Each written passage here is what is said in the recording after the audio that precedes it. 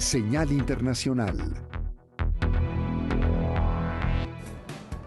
Y en información internacional, China realiza ejercicios militares en las cercanías a Taiwán tras la visita de Nancy Pelosi a la isla. Se dispara la tensión en Taiwán. China realiza ejercicios militares con fuego real en las cercanías de la isla tras la visita de la presidenta de la Cámara de Representantes de Estados Unidos, Nancy Pelosi.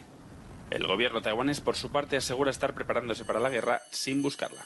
Las pruebas militares chinas incluyen lanzamientos de misiles y muchas de ellas se realizan en aguas taiwanesas. Durante los próximos 3 días se prohibirá el tráfico aéreo y marítimo en 6 zonas, lo que supondrá un bloqueo de Taiwán, a la que Pekín considera una provincia escindida. China acusa a Estados Unidos de poner en peligro su integridad territorial con la visita de Pelosi. La realización de ejercicios militares por parte del ejército chino en el mar cercano a Taiwán es una medida necesaria y justa para proteger con determinación la soberanía nacional y la integridad territorial en respuesta a las grandes provocaciones de algunos políticos estadounidenses y de las fuerzas independentistas de Taiwán. Pelosi se marchó de la isla el miércoles dejando el mensaje de que Estados Unidos apoya su autogobierno y su sistema democrático, un viaje que ha provocado la ira de China. Los ministros de Exteriores del G7 exigieron el miércoles a China que evite el uso de la fuerza en Taiwán. Por su parte, la Casa Blanca quita hierro al asunto. No hay ninguna razón para que Pekín convierta esta visita, que es coherente con la política de Estados Unidos desde hace tiempo, en una especie de crisis. No hay ninguna razón para hacerlo.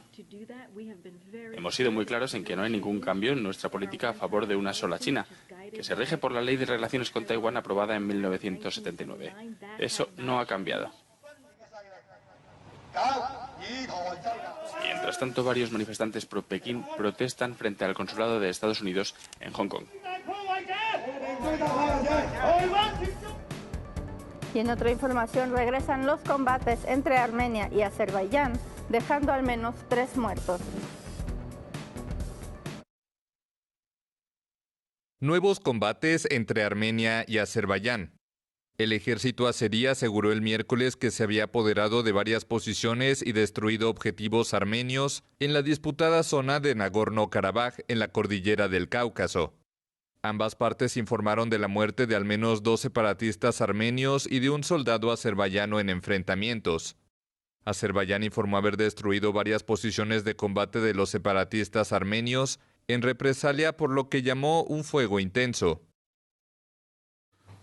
Miembros de las formaciones armadas ilegales armenias en el territorio de Azerbaiyán, donde un contingente de paz ruso está desplegado actualmente, violaron gravemente el acuerdo del 10 de noviembre de 2020 y cometieron un acto terrorista y de sabotaje contra las unidades del ejército de Azerbaiyán el 3 de agosto. Los incidentes generan temores de una nueva guerra entre Armenia y Azerbaiyán después de la que protagonizaron en 2020. Estas dos exrepúblicas soviéticas rivales del Cáucaso se enfrentaron entonces por el control de la región montañosa de Nagorno-Karabaj.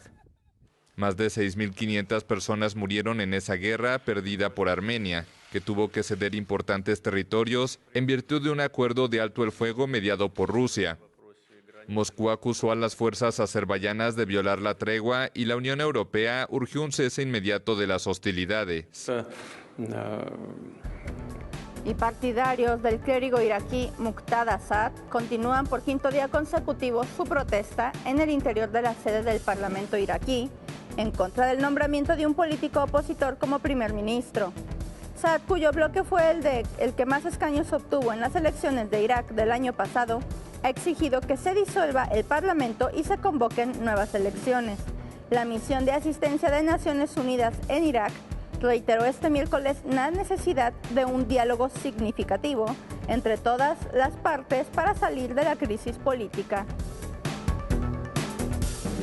Y la ONU pide impuestos extraordinarios al sector energético por aumentar los costos del petróleo y el gas a consecuencia de la guerra en Ucrania.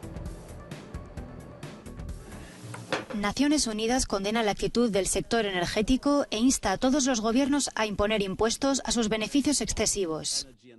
El secretario general de la ONU, Antonio Guterres, ha calificado este miércoles de inmoral que las empresas petroleras y de gas estén registrando ganancias récord en un contexto actual marcado por la penuria energética y la guerra en Ucrania.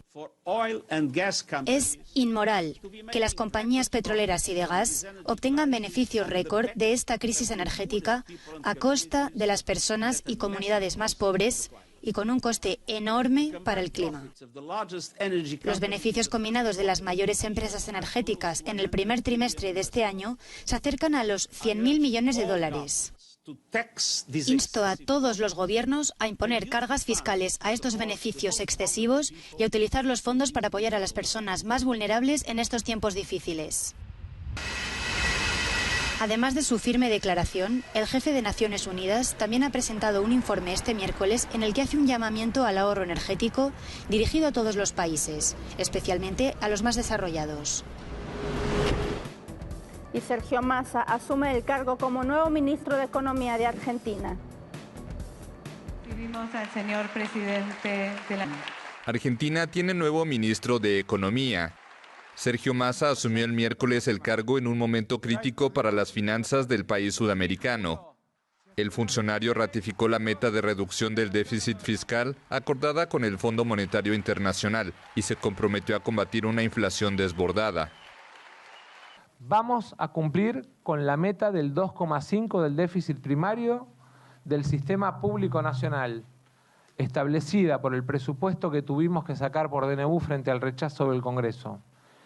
Vamos a hacer todas las correcciones necesarias para ahorrar nuestra palabra empeñada.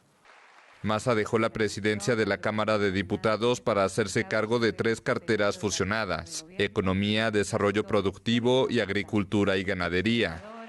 Su alto perfil político y su peso dentro de la coalición gobernante Frente de Todos de centroizquierda le valió el apoyo del presidente Alberto Fernández y de la vicepresidenta Cristina Fernández de Kirchner, cuyos desencuentros de los últimos meses con el mandatario habían creado turbulencias en la economía.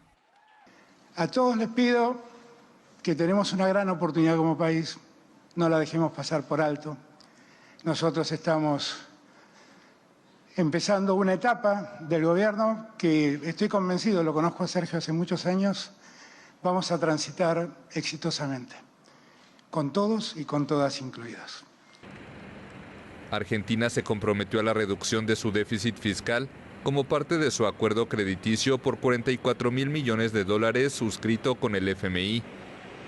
El país registra uno de los índices de inflación más elevados del mundo, con 36,2% en el primer semestre de 2022, mientras que la pobreza alcanza el 37% de la población.